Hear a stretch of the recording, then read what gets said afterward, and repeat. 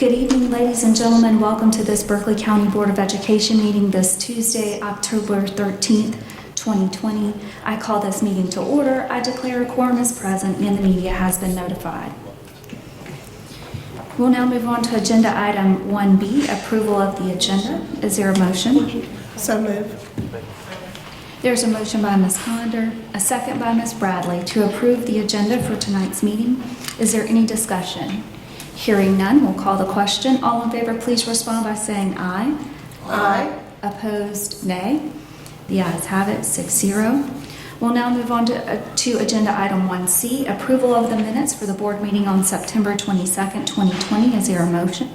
So moved. Second. There's a motion by Ms. Conder, a second by Ms. Bradley to approve the minutes for the board meeting on September 22nd, 2020. Is there any discussion about the minutes? Hearing none, we'll call the question. All in favor, please respond by saying aye. Aye. Opposed, nay. The ayes have it. I'll now entertain a motion to enter into executive session. So moved. Excuse me. I defer. Motion by Mr. Barrow, second Second. by Ms. Conder to enter into executive session. The stated purpose of executive session is discussion of pending employment matters to include the appointment of an administrator and 3 student attendance appeals. Is there any discussion about the executive session motion? Hearing none, we'll call the question. All in favor, please respond by saying aye. Aye. Opposed, nay. The ayes have it. We are now entering into executive session.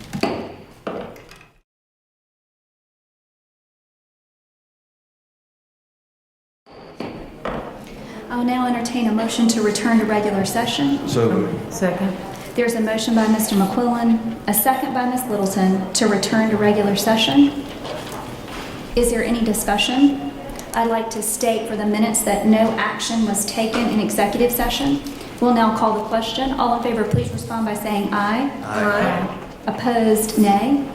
The ayes have it, 9-0. We'll now move on to agenda item 3A, the Pledge of Allegiance, in a moment of silence.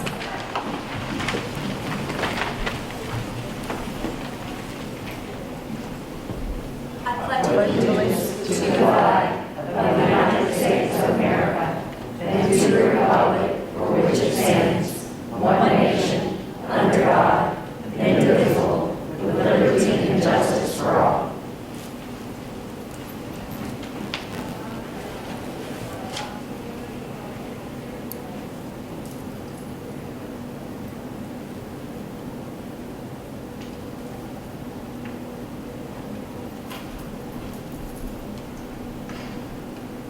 Thank you. Please be seated.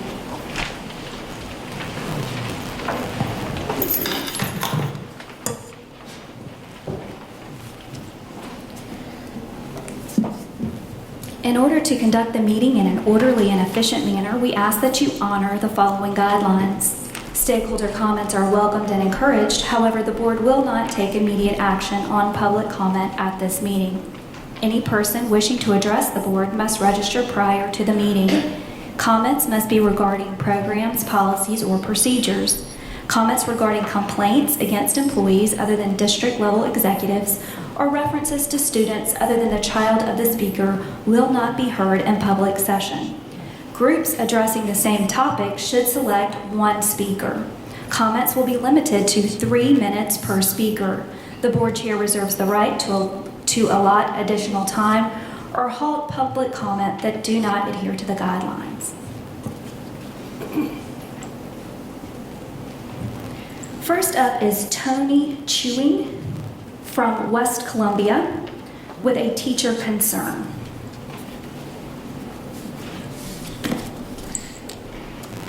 Good evening. I'm Tony Chewing, Director of Association Activities for Palmetto State Teachers Association. We're the largest association for educators in South Carolina. As a former early childhood teacher, I am concerned about the numerous calls our association has received from Berkeley County teachers. They're being expected to teach face-to-face and virtual instruction simultaneously.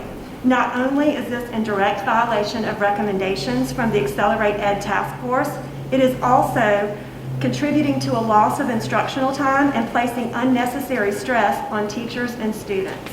Educators are being asked to divide their resources, time, and attention between students who are sitting in their classroom and those who are learning from home. Managing differentiated instruction and monitoring student learning is nearly impossible in this model.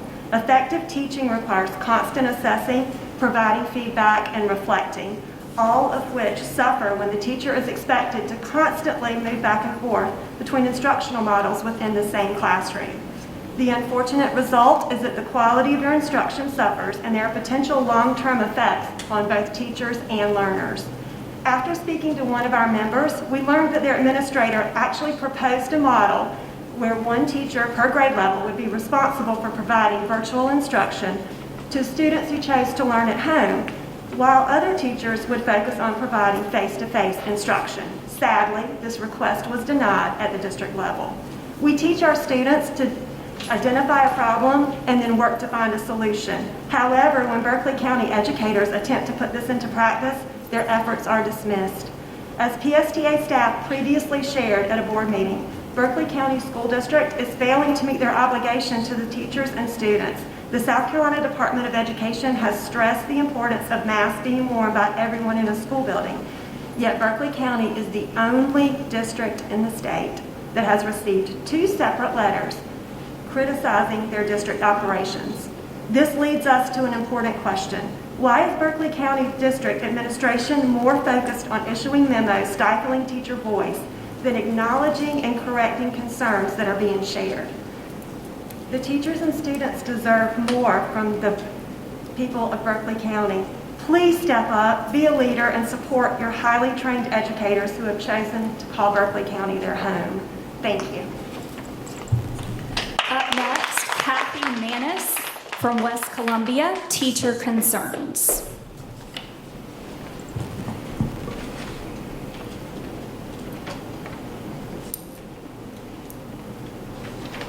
Ladies and gentlemen of the board, thank you for your service to the students, teachers, and citizens of Berkeley County. I am Kathy Manis, the Executive Director of Palmetto State Teachers Association, the largest professional association for teachers in South Carolina. I am also an elected official in my community, and I understand the difficulties that you face. For years, educators of Berkeley County have been leaders in South Carolina. For example, the Berkeley County Teacher Forum has been an example that other leaders in South Carolina want to follow. Other teacher forums in South Carolina want to be like Berkeley County. Their teacher forum has been in the past. However, I'm here tonight because the concerns of teachers in Berkeley County are being ignored in the district, and they are afraid to use their voice. South Carolina is in the midst of a teacher shortage crisis. Each year, our state faces hundreds of vacant teaching positions. When we start the year, our colleges and universities are not producing enough education majors, and unfortunately, based on what we're hearing from our members, Berkeley County School District is on the verge of an even greater teacher shortage crisis. Over the past 5 months, we've received more calls from concerned Berkeley County teachers than we've received from a single district during an entire year. In addition, on the first day of school, I had an attorney from Berkeley County call me that she had spoken with 16 different teachers who reached out to her office about concerns about their working conditions. We know from members that their concerns have been shared with district leadership. However, there appears to be little or nothing done to address these concerns. Instead, district leadership decided to issue a memo stifling the teacher voice. Teachers who were called in to administration for speaking out about lack of PPE, these teachers need to feel safe. In July, teachers were given a survey to select their instructional model to align with their health needs. We heard from teachers that had health issues or primary caregivers for those with medical conditions that were not given the opportunity to teach virtually, and in many cases, the only option they can choose between their health and their livelihood was to resign. To make the situation worse, Berkeley County School District is requiring teachers to sign a waiver stating that they will not accept employment with any other public or private school district in South Carolina during the 2021 school year. This makes it impossible for Berkeley County teachers with medical conditions, placing them at high risk from COVID, from making employment in their chosen field. They cannot even take a job with a virtual school. I had a teacher say to me last week that the district has taken the joy out of teaching. I used to teach children, now I'm teaching lessons and schedules. Thank you. Please wrap up your comments. If we used a crayon to color our school, it would be gray. The students and teachers of Berkeley County deserve more from their experience for the 2021 Thank you. Please Thank wrap it up. Thank you. Up next, Melissa Sewell from Goose Creek, a district employee on teaching pathways.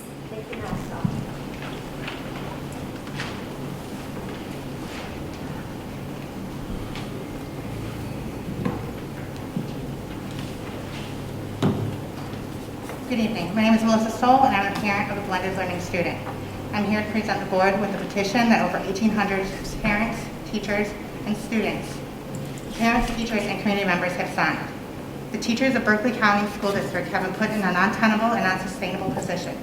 Not only are they one of the only districts in South Carolina that is already face-to-face 5 full days a week, but they are working 2 jobs for the price of 1. Teachers are teaching blended, which is a virtual pathway including synchronous and asynchronous work, while also teaching in-person classes at the same time. This situation is a disservice to teachers as well as the students. Students deserve an instructional model where the instructor is able to give them undivided attention and assignments that are best geared towards their learning pathway. Teachers who are doing both at the same time are unable to devote the required time to their online learners and their in-person learners at the same time. Depending on the split of their class, this means one group per class or the other is not getting the level of instruction they need or that teachers would like to provide for them. Teachers who are teaching both at the same time have no time in their day to review, give feedback, and assess the learning of their blended students. Teaching either pathway requires different skills, assignments, instructional materials, lesson plans, and modes of instruction. To imply that teachers are able to use one-size-fits-all lesson that applies to both online learners and in-person learners is to ignore the vast differences in 2 modes of instruction. The students deserve a teacher who is able to dedicate the time and energy to instruct them to the best of their ability, not one who is drowning under double duty and unable to give attention to either group fully. The length of exposure that teachers face with face-to-face instruction is identified by the CDC as hazardous. Teachers are unable to properly socially distance students. Rosters are not capped at reasonable amounts of social distancing in the classroom, like is being done here in this boardroom tonight. Many teachers are reporting 15+ students in their classrooms without the space to keep them 6 feet apart. While teachers risk their lives in face-to-face situations, in the midst of a pandemic, they are at higher risk as the stress of managing 2 different pathways and doing double the work, where every class affects their immune system and causes health issues. Teachers have already reported migraines, headaches, stomach issues, and breakdowns. This could be due to the exposure from lethal toxins in Rejuvenol, which is supplied by the district and can lead to all of the above, as well as birth defects and triggering asthma. This disinfectant also requires 10 minutes to sit in order to be effective. Veteran teachers are unable to support newer teachers and are overwhelmed along with them. Currently, sanitation procedures are not being followed at many schools. Teachers remain in hazardous conditions. The burden of sanitizing Thank the you. room, Please wrap up your comments. especially with dangerous chemicals, should not ever fall upon the teacher. Thank you. Edna Grace, Goose Creek Pathways. In South Carolina, teachers are required to get a separate virtual teaching endorsement that appears on their licensure. This endorsement requires extra courses and is paid for out of pocket by the teachers who pursue that endorsement. Why is the state requiring this sort of endorsement if all teachers are expected to suddenly teach virtually without any support, instruction, or training? There have been mixed messages from the district regarding allowing teachers to teach blended only or traditional only classes. Some administrators claim the district did not allow this at all. Others claim they were in charge of that decision and acted accordingly. Others still claimed only medical exemptions were allowed to teach blended only. Yet we know that many teachers in Berkeley County have had their medical accommodations denied. There is no clear communication from the district on why and how teachers are expected to dual teach. What is clear is the crying out from hundreds of teachers who are unable to manage these expectations of dual teaching and are burning out at the beginning of the school year. In the summer, when the Accelerated Ed Committee gave its recommendations, teachers were relieved to see the guidance that districts should avoid any scheduling scenario where the burden falls on a classroom teacher to simultaneously create and implement traditional and distance instruction for students during the same day. Berkeley County has ignored this guidance and has placed this undue burden on its teachers. Please sign this petition to tell Berkeley County that for the good of the teachers, students, and all stakeholders, teachers must be able to choose to teach one pathway. The largest problem that has arisen is this fight for the ability to be our best selves as teachers and only teach one pathway is the question, what if parents want to switch pathways? Parents should be held to their pathways for at least the 9 weeks. They were given adequate time to select the pathway that best meets their needs and comfort level. Switching pathways disrupts the school and the classroom community, the students' learning, and the teachers' instructional plans. If parents want to switch pathways, they should be made aware that there is a limit to the number of times they can switch, and that their student may be put in a classroom based on pathway rather than teacher. Another alternate option would be to have teachers team up where one is blended and the other face-to-face. If students switch, they go to the team teacher's classroom. This would ensure consistency in instruction while minimizing disruption to the teachers, students, and the community. Thank you. Up next, Mev McIntosh, Recess Road, Hanahan, Teaching Pathways. Good evening. Regardless, switching pathways should not be used to put undue burden on the teachers. Teachers should always be allowed to only teach one pathway. While we appreciate that the district has begun to limit the switching of pathways to the first 9 weeks, some teachers have been told to mark students as virtually present when not physically in school for various reasons, including vacation, doctor's appointments, and the like, even if they are traditional students. This adds an extra burden on the teacher to plan, not only for the blended students, but to have these materials accessible in the event that a traditional student desires to be virtual for a day. While we understand the need for students to be virtual while quarantined for purposes of safety, it should not be used for other excuses and should not add to the burden of teacher workload. All of this to say that teachers deserve the right to choose to teach one pathway only. When a teacher is able to devote all of her resources and attention to one pathway, amazing things may happen. Lesson plans become engaging and innovative rather than relying on the convenience of being able to work for in-person and online simultaneously. Teachers are less exhausted and less likely to get sick from the stress level. This allows for consistency as there will be less teachers out sick or leaving the profession over the stress of dual teaching. Students benefit from teachers who are able to put forth their best effort without the strain of extenuous demands and a dual workload. Set teachers and students up for success by signing this petition. We again reiterate that the teaching both pathways simultaneously is a disservice to the students and teachers. We want the best for our students and to retain our quality teachers. This will not happen under the current conditions. By signing, you agreed that teachers must be able to choose to teach one pathway. You agreed that parents should be able to held accountable for their pathway choice, and limits should be put on switching pathways for the good of all involved, most importantly, our students. You agree that the Berkeley County School District has put an undue burden on teachers and must rectify this immediately by having teachers teach one pathway only.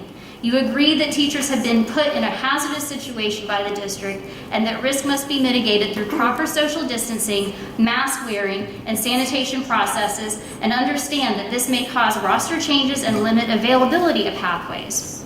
And while the district may not be receiving calls regarding the specific petition, many teachers have reached out to the district and been reprimanded for those actions. This petition allows all voices, parents, teachers, students, active community members, family, and friends to be heard regarding the dual teaching policy. And one thing I would like to add is if the teachers here today can fit as many students in person in a classroom a fraction of this size, we can certainly get more seats in this facility to accommodate the teachers that have driven here from many different places who are doing 2 jobs for the price of 1. Thank you. Up next, Sherry East. Thank you. Up next, Sherry East, the SCA President, Supportive Educators from Columbia, South Carolina. Okay, thank you.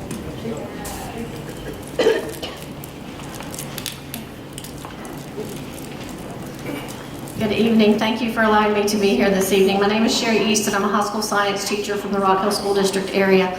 I'm currently serving as the president of the South Carolina Education Association, and I'm here to represent educators across the state, but more importantly, educators right here in Berkeley County.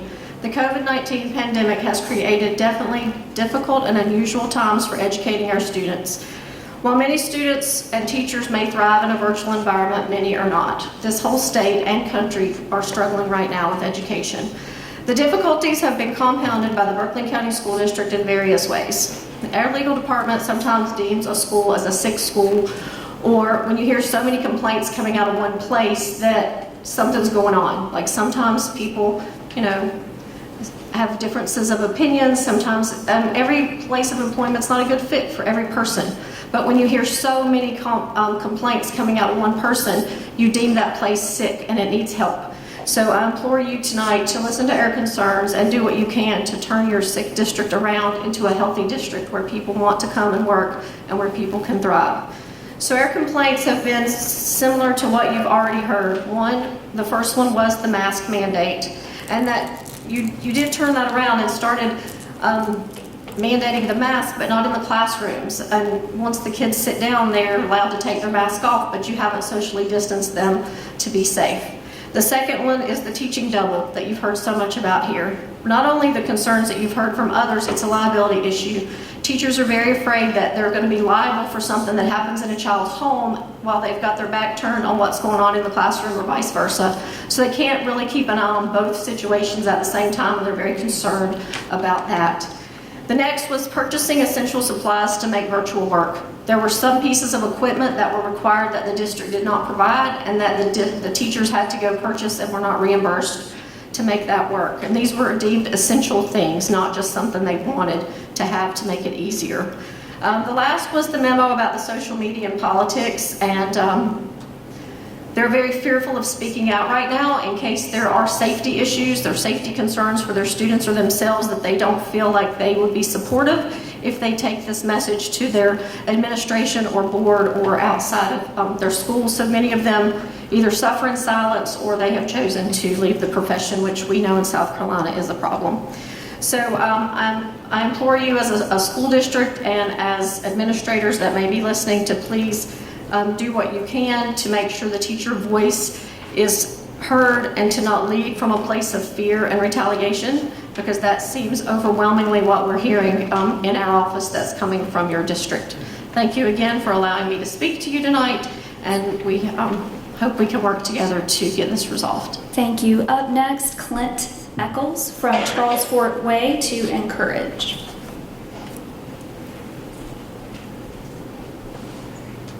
Hi, I'm that free agent pastor that comes here to encourage you as often as I can. And I want to let you know, I look like I just came from a football field because I did. And I watched a coach encourage his players, and they have a huge game this weekend. And I saw how he built them up with good words. And I was immediately reminded of one year that I played football in which our entire team was down. We were breaking down. We were about to get scored upon, and we became our own enemy because we started shouting at each other, accusing each other, pointing fingers at each other.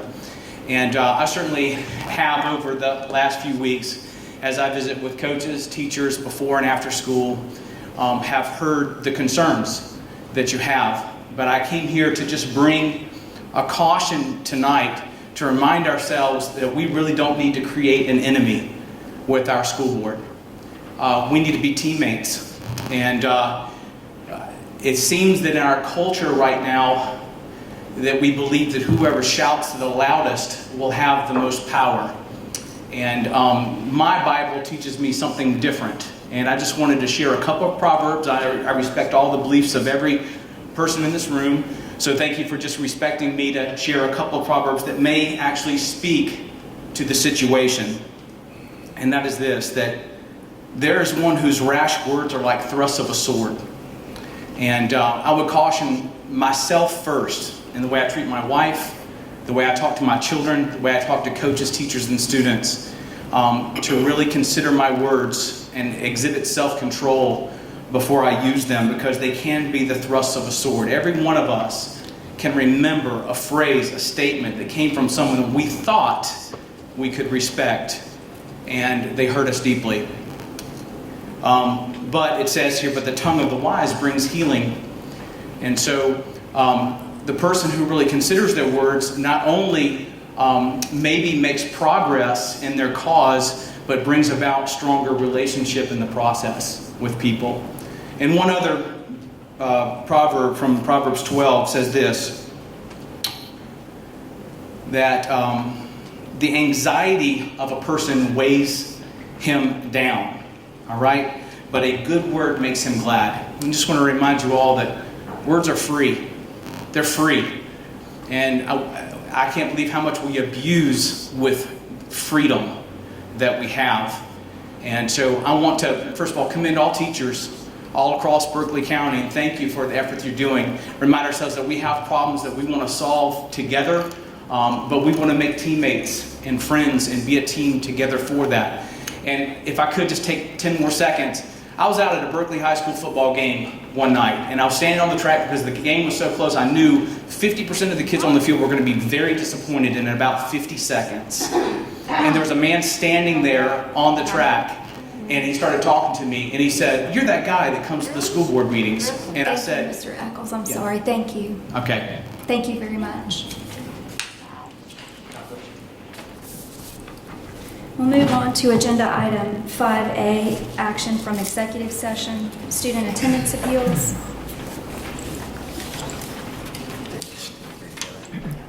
We'll be hearing students 1, 2, and 3 together. Madam Chair, in the matters of students numbers 1, 2, and 3, I move that we deny the appeals. There's a motion by Mr. McQuillan, a second by Mr. Ramsey to deny the, I'm sorry, Mr. Wright, I apologize, I misheard. Mr. Wright, motion's by Mr. McQuillan, the second is by Mr. Wright to deny the appeals of students 1, 2, and 3. Is there any further discussion? Hearing none, we'll call the question. All in favor, please respond by saying aye. Aye. Opposed, nay. Nay. The ayes have it, 7-2. That's all of the action from executive session. We'll move on to agenda item 6A, the superintendent's report. Thank you, Madam Chair, board members, staff members, members of the audience, teachers. My first statement, I think, kind of gets ahead of itself because we do have committee meetings. But I guess in advance, I want to thank the school board members individually and as a whole for your support of our teachers as they continue to accomplish beyond what any of us can reasonably expect. I trust that your expression of time and resources will ameliorate the challenging situation. So that's a sort of a thank you in advance. I would be remiss if I didn't recognize Judy Rainey, thank her for being here for the Teacher Forum. You do amazing things, as many of your colleagues do every day in school. And I, as a former teacher, I still consider myself a teacher, believe it or not. And I really am amazed at what you accomplish in your classroom. So I cannot think of someone more fitting to represent us. Thank you, Judy. I appreciate that.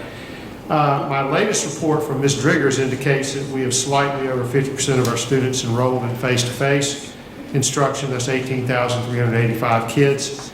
Not far behind our blended students. We have 17,192, and our virtual numbers are right at 987. So we've got over 36,000 kids enrolled, over about 50% of them virtually with us, and with us traditionally, and then the others either blended or virtual.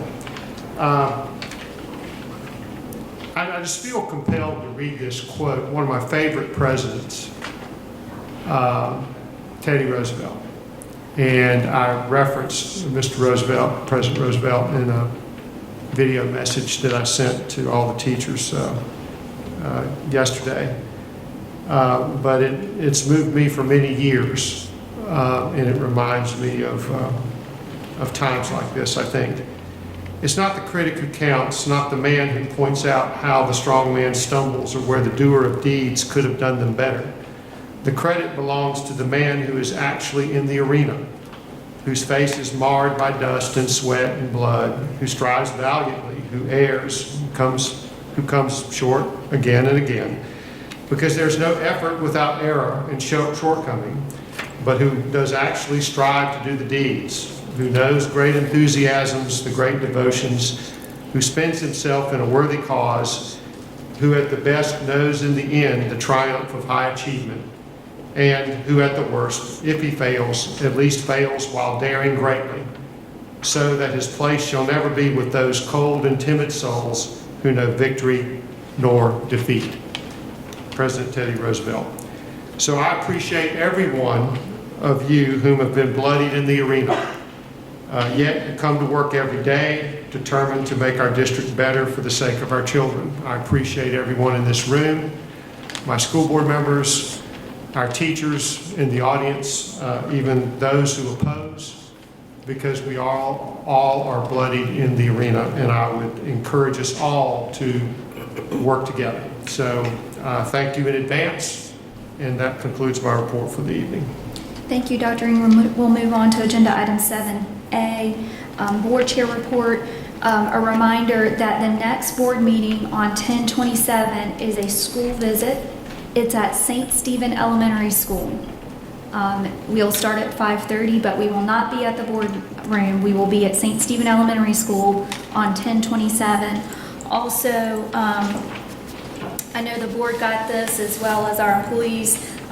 We are in the middle of our Trident United Way campaign for education, financial stability, and health. If you feel so moved, please consider a donation to the Trident United Way. They do provide a lot of services that fill in the gap for us and the children in Berkeley County. That is also due at the next board meeting, which is 10/27. We'll try to send a reminder out to remind everybody to get out to St. Stephen on the board, but please mark in your calendar that next meeting is at St. Stephen Elementary School. We'll now move on to agenda item 8A for the full board. I'll take a motion to adjourn. There's a motion by Mr. McQuillan. Second. The second is by Ms. Conder. We will be adjourning the full board meeting so that the Academics and Innovation Committee can meet, and it will resume immediately after the adjournment. All in favor, please respond by saying aye. Aye. Opposed, nay. The ayes have it. The full board is adjourned. Ms. Conder, you're recognized.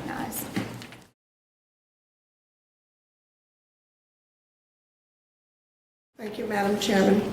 I'm calling the Committee on Academics and Innovation to order. I declare there is a quorum of committee members present, and note that the media has been given proper notice pursuant to the Freedom of Information Act.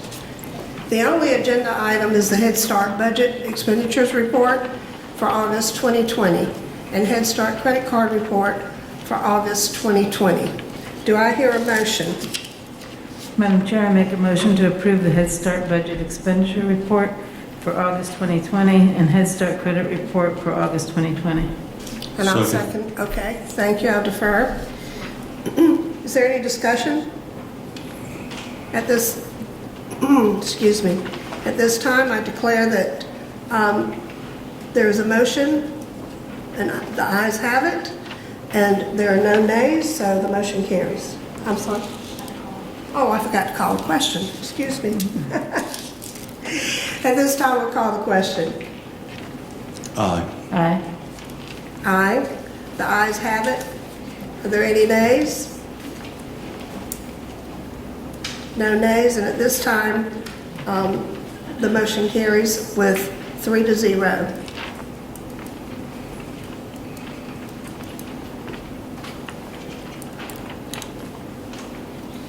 At this time, I will entertain a motion to adjourn this committee meeting so that the Finance and Human Resources Committee can begin. So moved. Second. All in favor say aye. Aye. Those opposed, nay. The ayes have it. We are adjourned.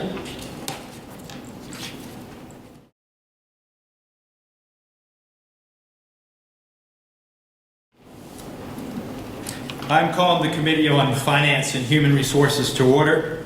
I declare there is a quorum of committee members present, and note that the media has been given proper notice pursuant to the Freedom of Information Act.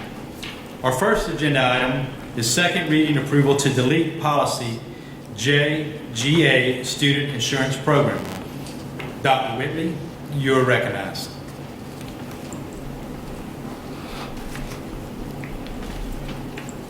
Thank you. Good evening, Chairman Ramsey, Superintendent Ingram, and board members.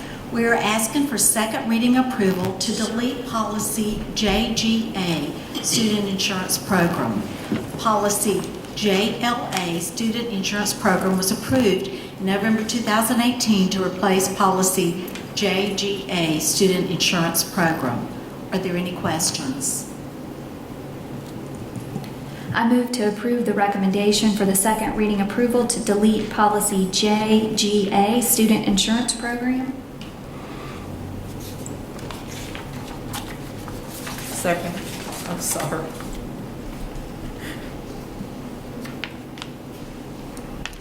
All those in favor respond by saying aye.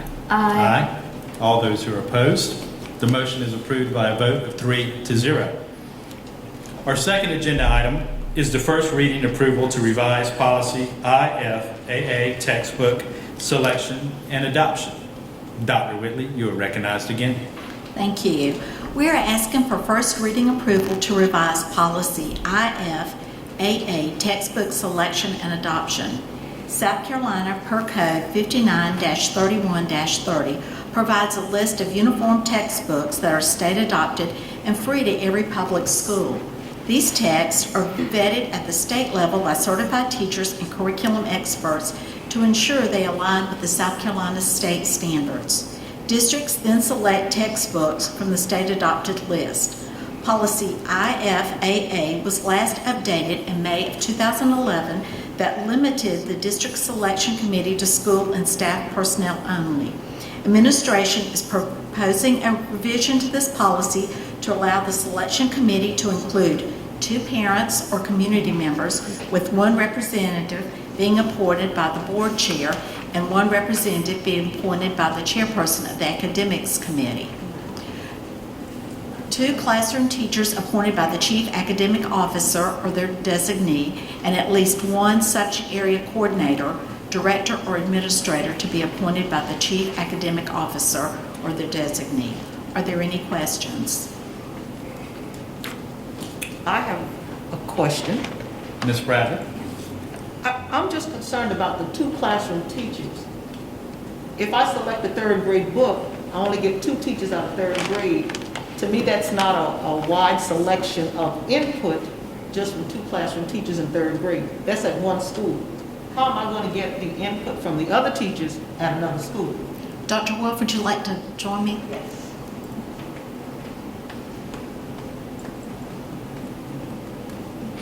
So the books will be on display. There is an opportunity for schools then to look at those and give input back to the 2 teachers that would be representing. So is it 2 per school? It's not 2 per school, it's 2 for the district. Okay, let me rephrase the question. That question didn't come out right. Every teacher in 3rd grade at the school gets a set of books, or 1 set of books, to peruse. They then give the input to whoever that teacher person is that's going to report back to the committee? Yes, so they may not get, different years do different things, but they would be on display, so schools can come to look, those 3rd grade teachers can come to look, and then they can give input back. We'll let all schools know who the 2 representatives are, and they can give input back to those 2 representatives. So there is a teacher voice. Who designs the rubric that they use, or they just give objective feedback? We work with the state on the rubric, and then we also vet that rubric out as well. I've got some other concerns about this, and it seems to me that the current process is working well. For 4 decades, we've allowed individual teachers to review the textbooks that are up for adoption at each individual school. And then in each school, those teachers of those newly adopted textbooks would take a vote. All the teachers would have a vote. And let's say Berkeley High School, this is U.S. history. So Berkeley High School would then have a vote for all the high schools in the district, and Cross would have a vote, and every other school would have a vote. That way, every teacher is involved in the decision-making process. This way, they can look at it, but their school doesn't have that unanimity of a voice to express the book that they particularly want. So this, to me, even though they may be involved in the process, that is different than the process that we have now. I don't see why, if it ain't broke, why are we going to fix something that's working and has worked for 40 years? I just don't understand that. I have a question. The way we do things now, do we get feedback from parents? Because I see in this... No, and that was some of the concern, is that, yes, we've got feedback from teachers, but we don't have feedback from other stakeholders. Well, that's pretty easy. You can involve them in the process as well without restricting the individual teacher voice. Because as we know, teachers are in here tonight because they're saying they don't have a voice in the decision-making process in the district. Why are we wanting to take it away from them? We need to add some influence. Well, we are. If you read this, now let me just ask another couple of questions, because if you our audience evidently doesn't have a copy of this, but I'd like for you, Dr. Wolf, to explain to me this sentence. It says, the chief academic officer, which we do not have, there's no such title. You have that office, but that's not your title, because this is a misnomer. The chief academic officer shall evaluate and recommend textbooks considered by the textbook committee for school board approval. That tells me that the chief academic officer really can evaluate it and recommend the textbook that they choose, and it doesn't have to come from a vote from the textbook committee or from the teachers. That's what this says. It doesn't say that the chief academic officer is going to recommend what the textbook committee chooses. That's not what it says.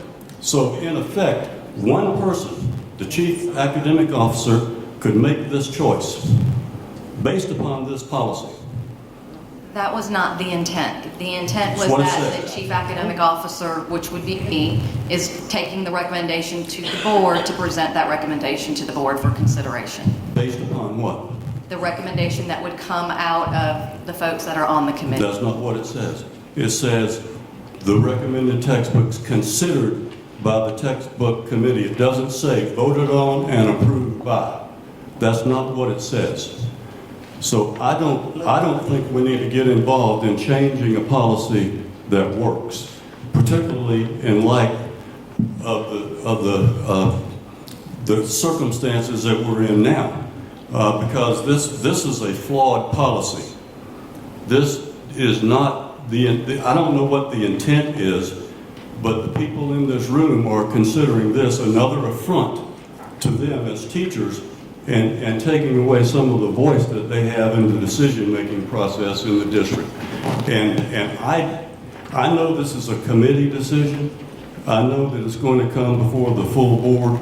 We'll vote on it through committee twice and the full board twice. So this isn't the final reading, this is the first reading. If it didn't read in the way it was intended, it can certainly be edited. It's got to pass through committee to be able to be edited, but it will be read tonight, October 27th, and 2 times in November for it to pass. But I do believe that parents desire an input not to lessen the teacher voice at all, but another stakeholder input at the table. That's what I always ask, what problem are we trying to solve? The feedback has been resounding to me in the district that I live in, that parents want to be more involved, and this is a process that they've asked to be involved with. So that's the problem that we are trying to solve. If it creates other issues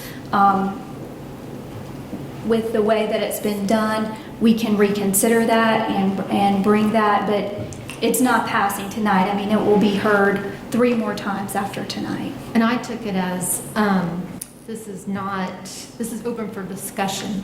And I didn't take it the way I think Mr. Barris is taking it. I 100% agree that teachers do need to have a voice in this. A greater voice than what was here. So I'm glad we're opening this up for discussion and talking about it. So thank you. And Well, I think the whole intent of it, at least my understanding, was it was to be more inclusive. It wasn't to take the teacher's voice out of it. It was actually to add more voices. But hopefully, as administration works through this before we get to our next reading, maybe some of that verbiage and some of the way it's saying, we can get more to that intent. So it wasn't a matter of, again, it was about being inclusive is what it was more about, not more excluding people, but actually adding people.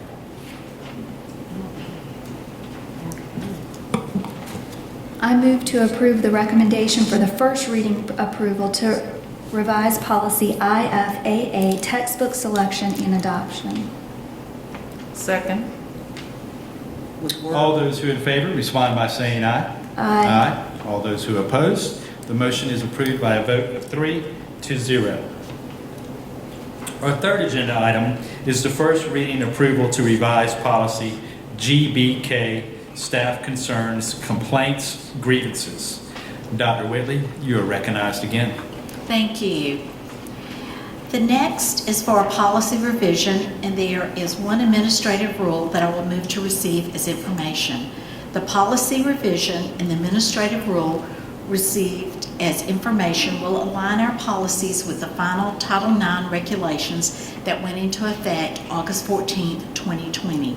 These regulations have a significant impact on the manner in which educational institutions investigate and address claims of sex discrimination and harassment. The final regulations expand the requirements for Title IX grievance procedures, which requires policy and procedure revisions. We are asking for first reading approval to revise policy GBK, staff concerns, complaints, grievances. Are there any questions? What is the pleasure of the committee? I move to approve the recommendation for the first reading approval to revise GBK, staff concerns, complaints, and grievances to meet the requirements of Title IX. Second. Any more discussion? We would now call the question. All those in favor, respond by saying aye. Aye. All those opposed, the motion is approved by a vote of 3-0. Thank you. Thank you, Dr. Whitley. Our fourth agenda item is Administrative Rule GBAA-R. Dr. Whitley, you are recognized again. Mr. Chairman, I move to receive as information Administrative Rule GBAA-R. This administration rule is based on and implements Board Policy GBAA consistent with current regulations. No board action is necessary. However, I further move that the administrative rule be included in the minutes. Any discussion? Because there will be no vote. That is simply for information. If not, our fifth agenda item has been withdrawn from staff. So we will now go to our sixth agenda item. Thank you, Dr. Whitley. Thank you. Our sixth agenda item is the quarterly financial update. Ashley Smith, you're recognized.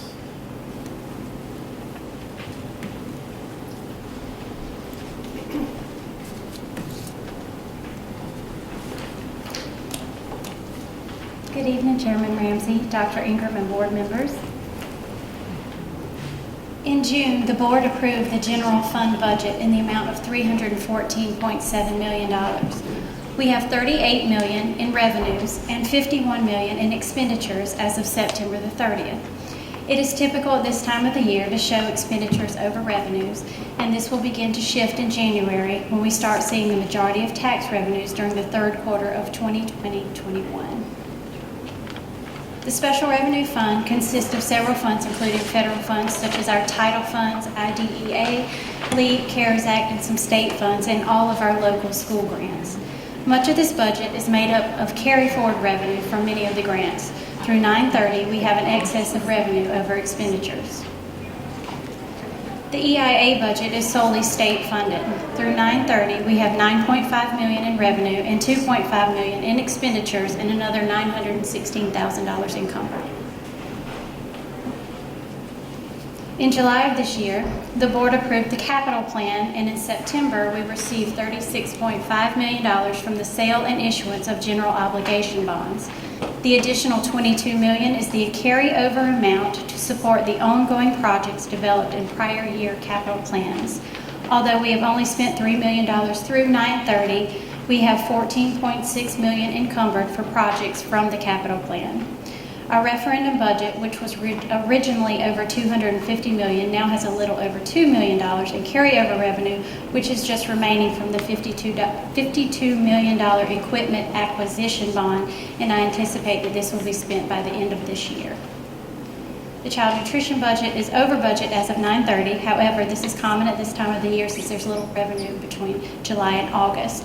Revenues are also down due to COVID, but the board did graciously approve $500,000 allocation from CARES Act to aid child nutrition this school year, and also as our traditional school enrollment increases and grows, we should see an increase in revenues.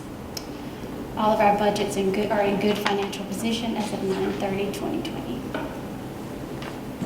You have a question, Mr. Bear? Yeah, just CARES Act, CARES Fund budgeting. How much have we spent, and to what degree, and how have we spent it? Through 9/30, we've spent $533,000, and we have an additional $0.9 million encumbered in the CARES Act as of 9/30.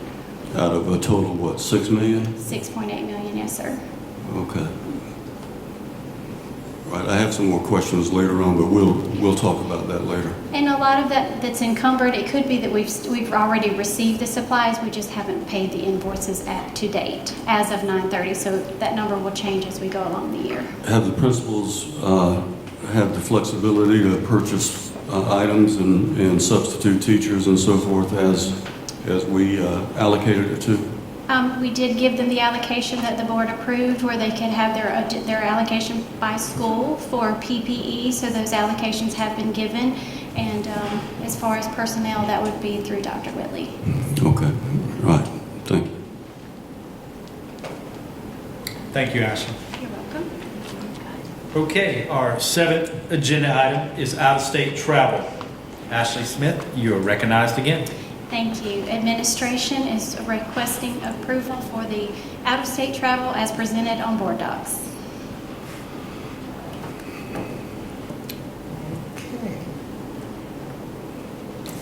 I move to approve the out-of-state travel as presented by administration. Second. We will now call the question. All those in favor respond by saying aye. Aye. All those opposed, the motion is approved by a vote of 3-0. Our eighth agenda item is RFP 572-20-21, On-Call Termite Treatment Services. Ashley Smith, you are recognized again. Thank you. I would like to invite Marcy Abrahamson up to take care of the procurement items on the agenda, please. Thank you.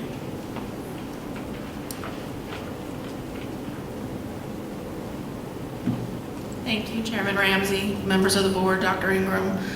Tonight we present to you RFP 572-2021 for On-Call Termite Treatment Services. This is a term contract that's replacing an expired contract to provide a source of supply for termite treatment and similar services for the district. This will be an award for 1 year with the option to renew for 4 additional years, and we recommend award to Barrier Guard LLC for the first year contract value of $15,000 and a projected 5-year contract value of $75,000.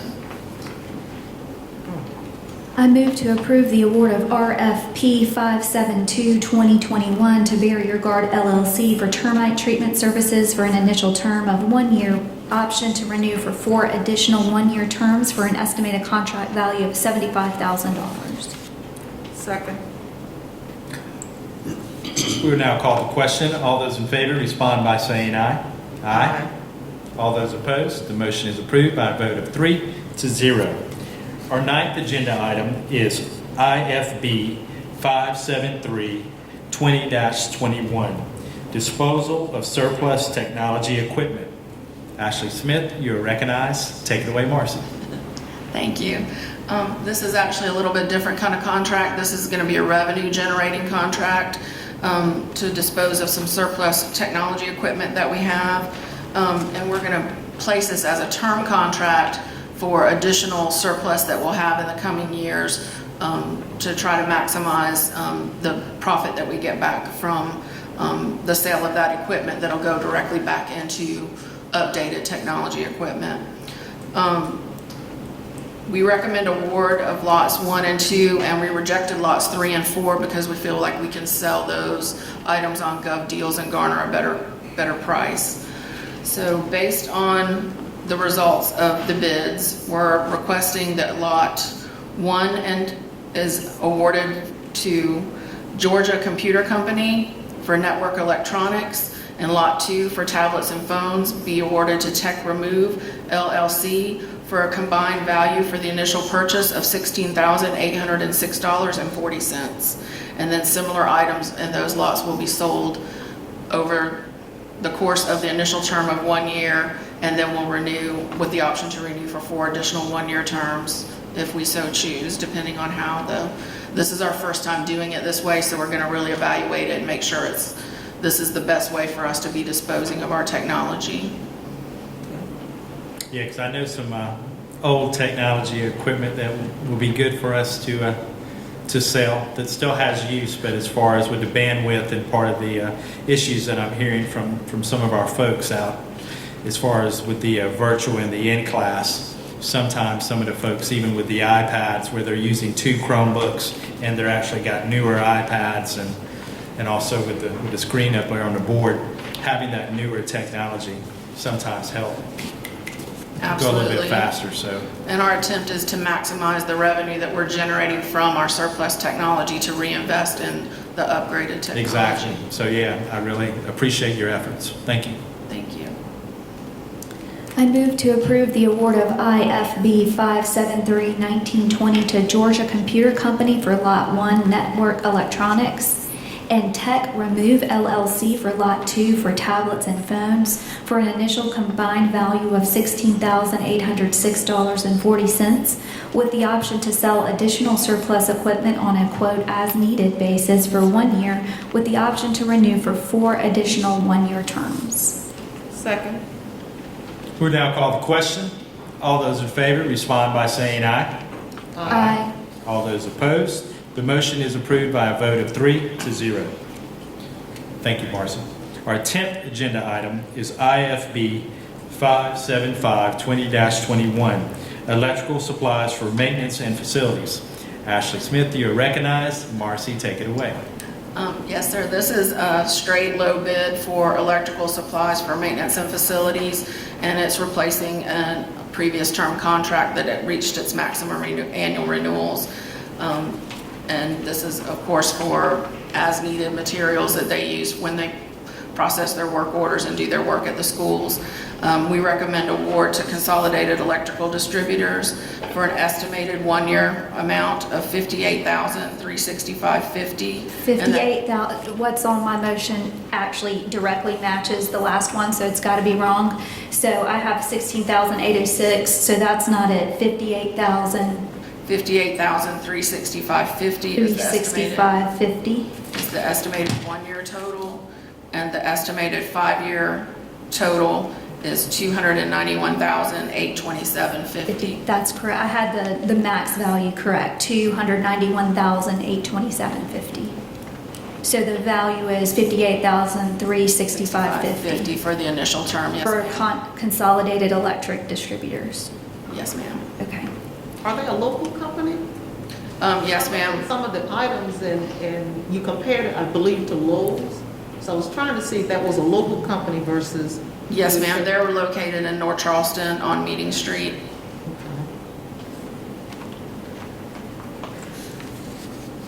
I move to approve the award of IFB 575-2021 electrical supplies for maintenance and facilities to Consolidated Electrical Distributors for a value of $58,365.50 for a 1 year with an option to renew for 4 additional 1-year terms for the total value of $291,827.50.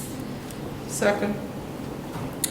And again, I take this as the district recognizing some of the issues that we're having on the ground with what we're doing currently in the classroom with the virtual and the in-class. So again, I take this as something positive. It's where we recognize we have a need. And so you're doing your job, IT's doing their job, the principals are doing their job, and now our maintenance staff and our electrical folks can go out and do their job in order to help the teachers so they can better do their job. So just as a point of reference, this is how this all works. Every issue that we're going over is a very serious issue, and it's the district staff working hard to recognize what our needs are. When we recognize we have a problem, we go out and we try to make it better. So thank you, Marcy. We would now call the question. All those in favor respond by saying aye. Aye. All those opposed, the motion is approved by a vote of 3-0.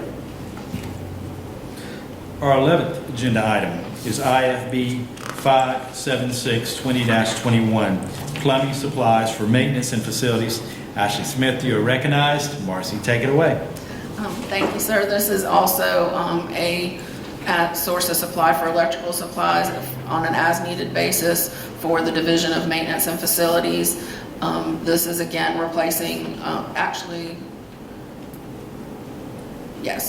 this is replacing a contract that has reached its maximum annual renewals, and we're recommending award to Gateway Supply, located in Summerville, South Carolina, for an initial 1-year amount of $221,087.50, and that was based on the usage from FY 1920.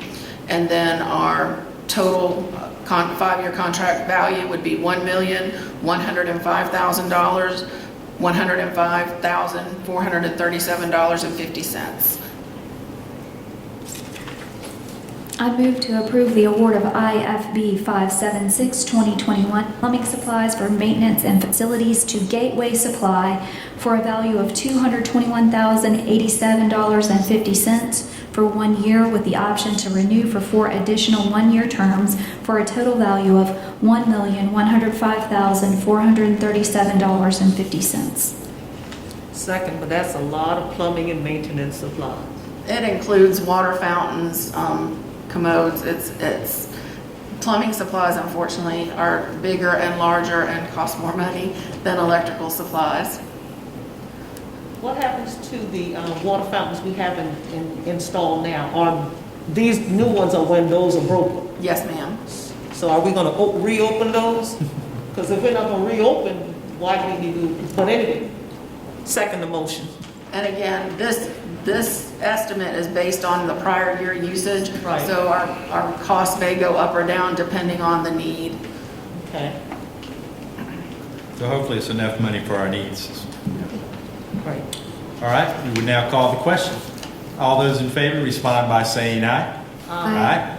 All those opposed, the motion is approved by a vote of 3-0. We appreciate you so much, Marcy. Thank you. And thank you, Ashley Smith. Okay, our 12th agenda item is COVID update. Dr. Ingram, you are recognized. Thank you, Mr. Ramsey. Thank you. It's, neighboring districts, they provided stipends for teachers, and, if we thought, virtually all, lots of you reached out to me last several days, over this issue. Folks have spoken about it tonight, and we think it takes a multi-pronged approach to addressing it. I don't think just one, if we could, I think we all agree if it were as simple as throwing money at it, then we'd all, that'd be easy. We could say, boom.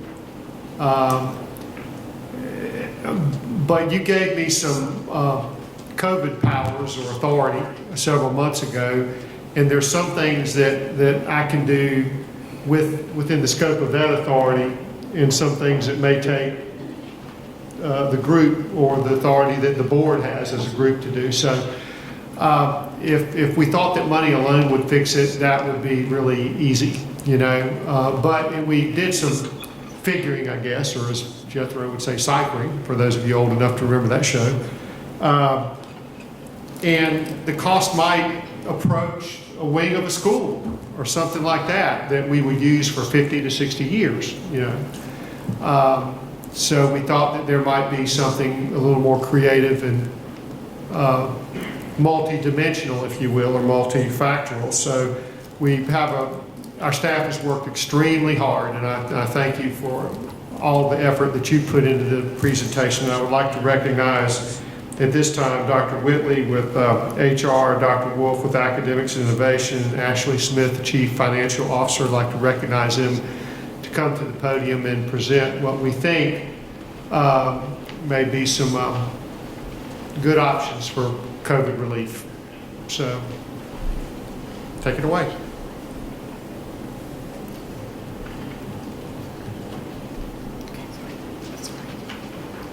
Board members and cabinet have heard from teachers and principals that what teachers need the most during this time is, in fact, time itself. Our plan is working and our teachers are delivering excellence during this most difficult time. I want to say I'm amazed at what teachers have done. Looking at where we started in September 8th, and every week it got better and better and better. Our plan was the first to be approved by the State Department, and we truly stretched ourselves to put an innovative plan in place to live stream, and that's something that we've never done before. And the good news is that as we go forward, and if we have to ever go out of school for COVID or let's say a hurricane, we will never miss instruction. We'll never have to be in a place to make up instructional days. However, at this point, our teachers are working long hours to deliver this excellent instruction. Our proposal tonight is multifactorial to give teachers time and support while doing what is in the best interest of children. We are here with a listening ear, and we're here to support teachers.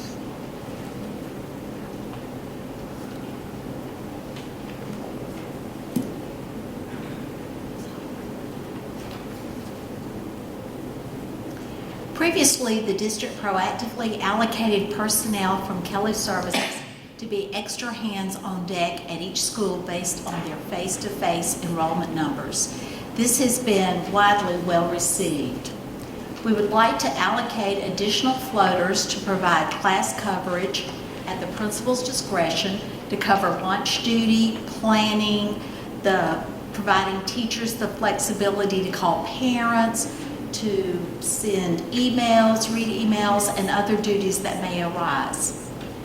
Although there are times that the floaters are used as subs, these are intended to be allocations above and beyond the normal substitute process and intended as true relief for teachers.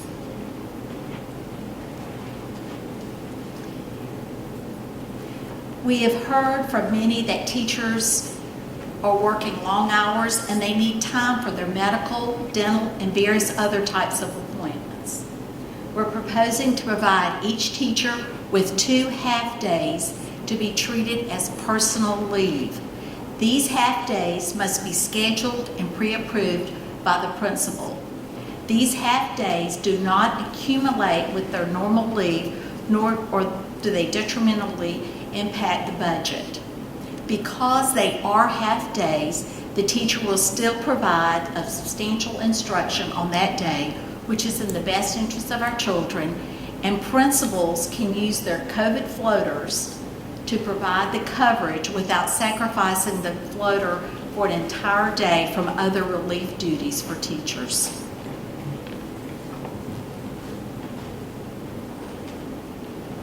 Feedback from teachers indicate that Safe Schools training modules were often completed this year outside of their normal school day, which during these difficult times was much more burdensome.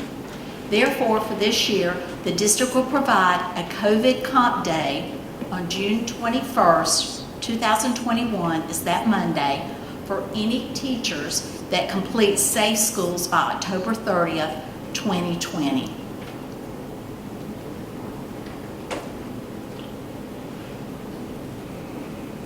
Our fourth recommendation, teachers just need time to plan and train. The superintendent is moving forward with the plan to have the following virtual instructional program / teacher work days implemented on November 12th, December 7th, December 22nd, and May 10th.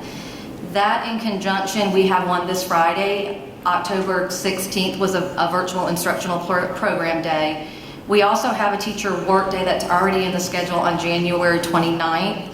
We have a half-day staff development and work day on February 12th, a teacher work day on March 19th. April, we have spring break. Therefore, each month there will be a teacher work day allocated. These days students will be at home working asynchronously, so their assignments will be downloaded. Teachers will be asked to have 1 hour of office hour time just to provide support to students, and then the rest of that time will be unencumbered time to teachers to work in their classrooms, to plan, to grade. We will be working with administrators to make sure that they are protecting this time and not filling it up with meetings. They also can utilize this time if they choose to do self-guided professional development that we will be providing as well. We heard time and time again that teachers need time and that the one-time hazard pay was just not enough, but they need an increase in pay. So the Berkeley County Legislative Delegation convenes on November 12th to consider local issues. By board vote tonight, we recommend asking the delegation to support the Senate budget, which grants a step increase this year, as well as hazard pay during the pandemic for the second half of the fiscal year, with local funds to be provided from the fund balance as needed. In addition, we are proposing that each school receive a fair formula-based supplemental appropriation to be used in the principal's discretion, subject to procurement requirements, to provide staff appreciation. We feel like that is so important. So that may be meals or lunches during those teacher work days. It could be shirts, anything that we can really appreciate our staff.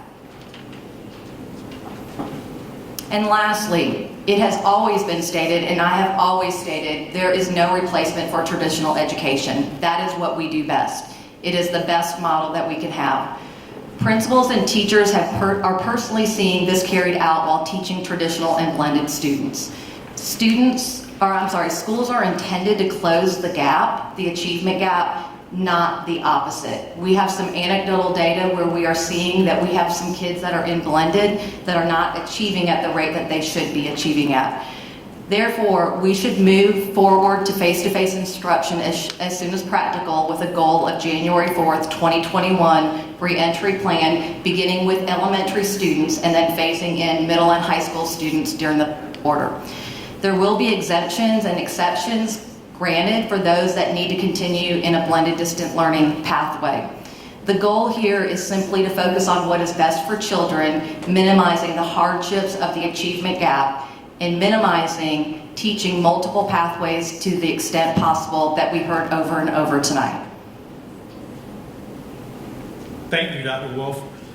As chairman, we still got another one, right? Go ahead. That's okay.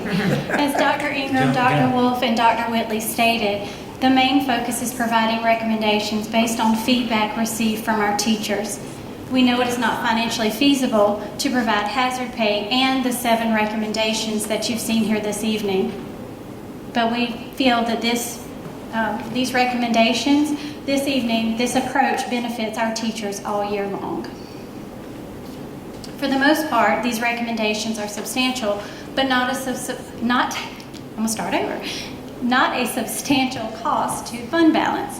We are seeking authority to use fund balance to fund the additional COVID floaters at an estimated cost of $1.6 million, allocations for flexibility with dual instructional delivery at $750,000, $356,960 based on 4,462 school-based employees for the COVID Appreciation School Supplements, which totals $2.76 million. Berkeley County School District will request reimbursement from the state that is available for districts that started the school year face-to-face 5 days per week. And although we are requesting this amount from our fund balance, we may not need the full amount. We are consistently requesting grants from the State Department of Education. We have actually completed one this week for $2.6 million, and we will complete anything that becomes available in the future. Thank you, Ms. Smith. Okay, I will now make my motion. As chairman, I proudly move to adopt the administration's recommendation for COVID relief in the Berkeley County School District to include recommendation 1 for additional school-based floaters, recommendation 2 to give employees an additional 2 1.5 personal days, recommendation 3 to give employees a comp day for successful and timely completion of Safe Schools to be taken at the end of the year.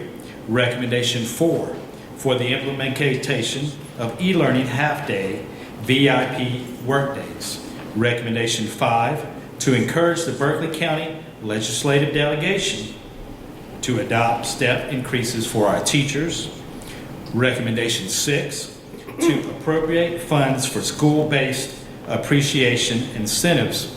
And recommendation 7 to begin planning for re-entry to begin with elementary students. I further move to use the district's fund balance as recommended by the administration. Do I have a second? Second. I will now call the question. All those in favor, I have a respond. question. Do you have a? First, we'll let the committee go. Does any of the Ms. Bradley, do you have any discussion? I know we're saying, this says that we're going to encourage the delegation to adopt step increases. Is it possible, Ms. Ashley, that we can get funds from the fund balance to give each teacher, each certified personnel, each salaried personnel, everyone on payroll an increase? One time, $1,000. Or Are you asking for classified. hazard pay is $1,000? We talked I know about we did this. something before. I'm going to defer that question to Dr. Ingram. Okay. Well,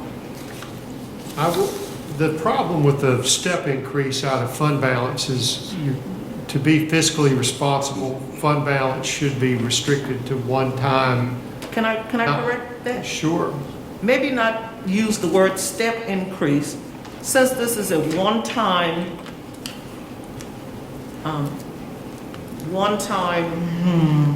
check, donation, appreciation. It's good to get a t-shirt. I'm not knocking a t-shirt. It's good to get a dinner. But if it's something more tangible that I could use, because I'm already late in paying my rent, paying my bills, there are some teachers in that position. But a one-time pay that says, we hear you, we know you're out there, you're doing the best you can do. Is that a possibility? Mr. Smith, what would a one-time payment of, I don't know what number you want to use, but... And I think Dr. Ingram alluded to this earlier when he was presenting the presentation. If we were to do say $1,000 for each employee, that would build a wing of a school. That would be about a $5 million payout from fund balance. And I think, if I'm not mistaken, that may have been what you were alluding to Yeah, earlier in and the presentation. I wasn't, thank you for picking me up on that, Ashley. If we had 5,000 employees, just using it as a figure, and then $1,000 per employee, then you're talking about a $5 million one-time expenditure, and the wings that we have on tap now at Cane Bay Middle and St. Green Middle are $6 million apiece. And they're going to be around for 50 years or more. It seems to me that we need to do something that would be a little more permanent,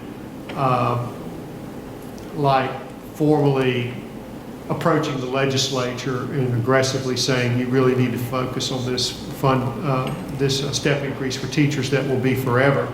Right.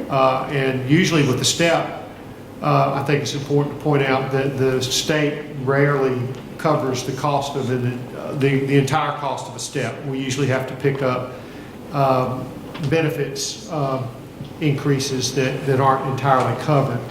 So we thought this would be best. You're saying you need to wait until the legislature meets in November and come back and I would just caution the board that if the board chose, because I would just caution the board that if the board made the decision to give a one-time, that's fine, but across the board for a district this large, it would be quite costly and would put a fair blow to the fund balance.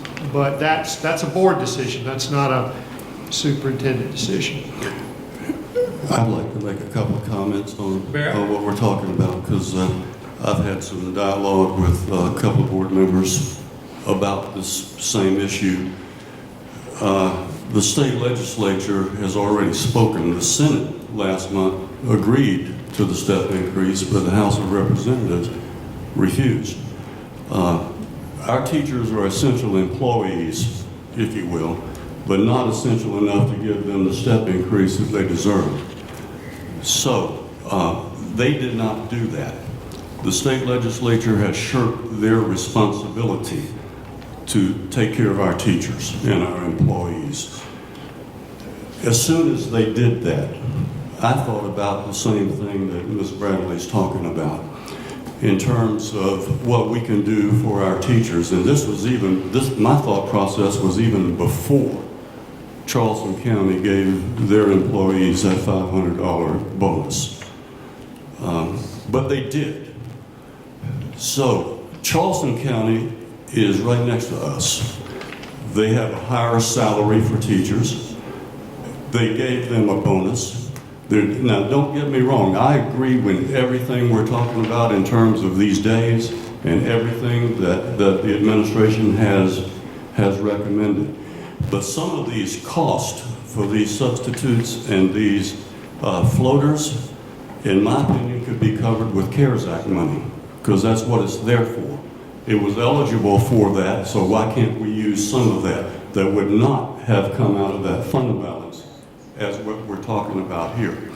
So, in addition, my thought process was, what are we going to do with the $3.5 million that we have recovered in lawsuits from the fiasco of the financial circumstances of the last several years? What are we going to do with that money?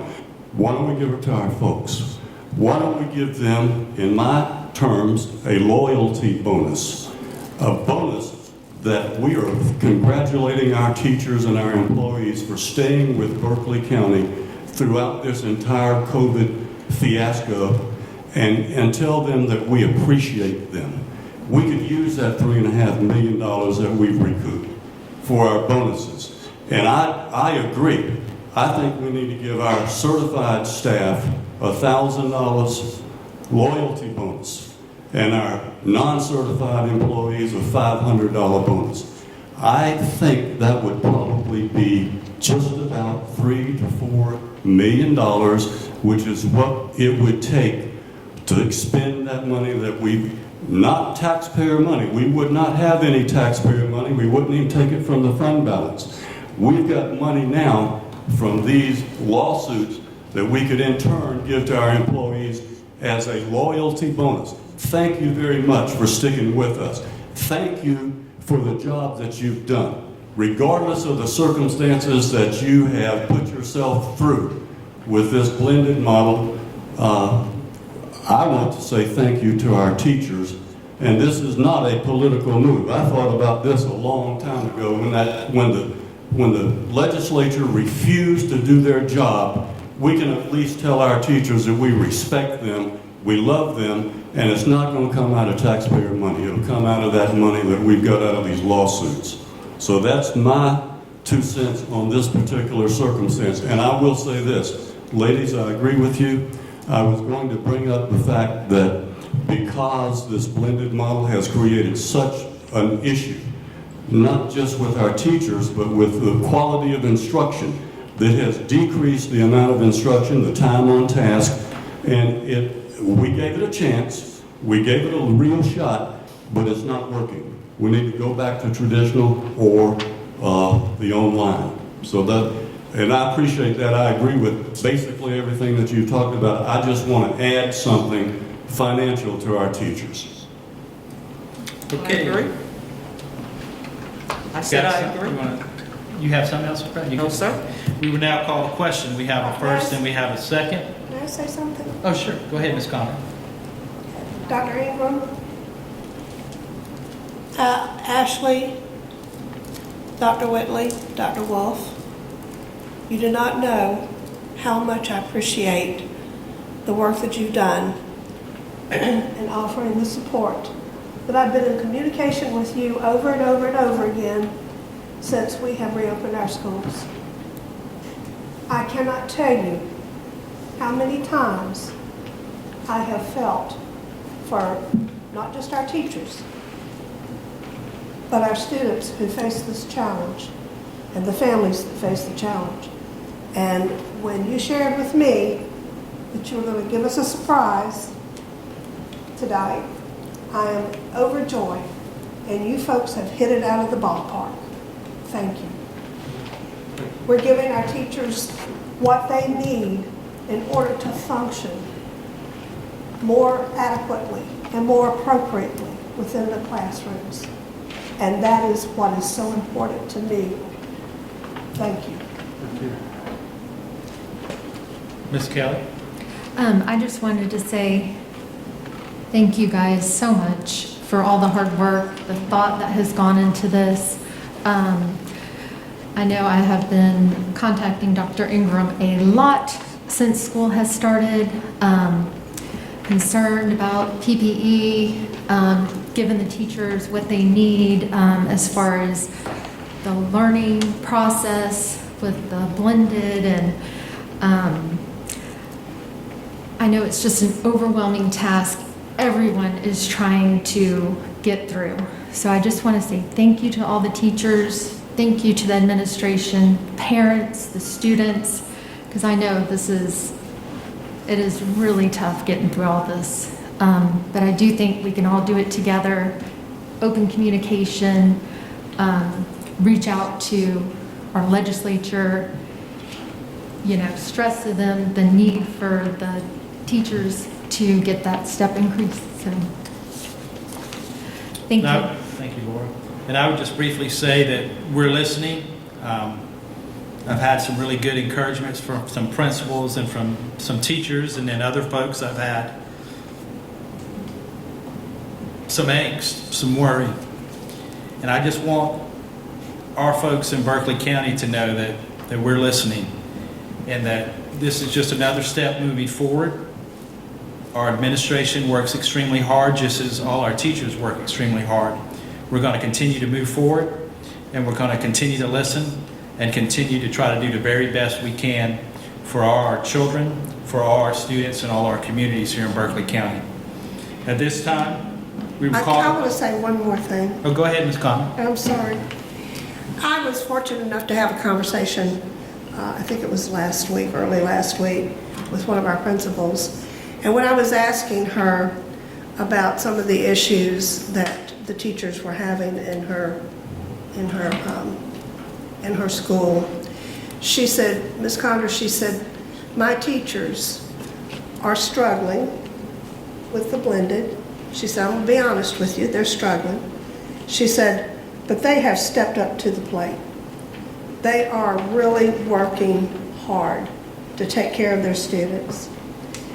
And she did share with me that she felt like if there was some way that we could help them alleviate and give them some time and relieve the problems that they were facing, because they felt such time constraints in getting their lesson plans done and getting taking care of their students. both at the virtual and in the face-to-face, and they were struggling, but they were really dedicated, and they wanted to try to do as much of a quality job as they did prior to COVID. Now that speaks volumes to me about the dedication that these teachers have. It speaks volumes. And I'm so happy that y'all were able to come up with a plan to help relieve some of those time constraints. That's what I wanted to say. Thank you. Thank you. I have to say, I'm sorry. Yes, sir. I promise to be brief. Most of the angst that I heard from principals and some individual teachers I've talked with, and this is where I really appreciate the teachers, it's been for concern for the kids that are at home and not in the classroom, and concern that that gap may widen. And that's a national concern, folks. That's not just ours. So what I said yesterday on film, I mean, give yourselves some grace. This is a worldwide pandemic. Worldwide, like we haven't seen since 1918. When my dad was born, if he were alive, would be 102 next week. And so many things will change if we look at history and believe in history the next 50 and 60 years as a result of this pandemic. I dare say you'll see fewer people shaking hands and hugging, more elbow bumps, and you will see changes in education. And I think of an article by Harvard professor Chris Deedy. Necessity is the parent of transformation. Necessity, not because we want to do it, but because we have to do it. And everybody in this room, or you wouldn't be here if you weren't concerned and interested. Everybody in this room has been in the arena and bled.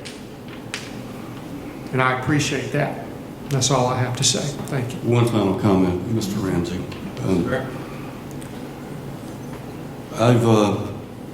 I've discussed my thoughts in my proposal, and on a couple of occasions, people have said, "Well, I've heard that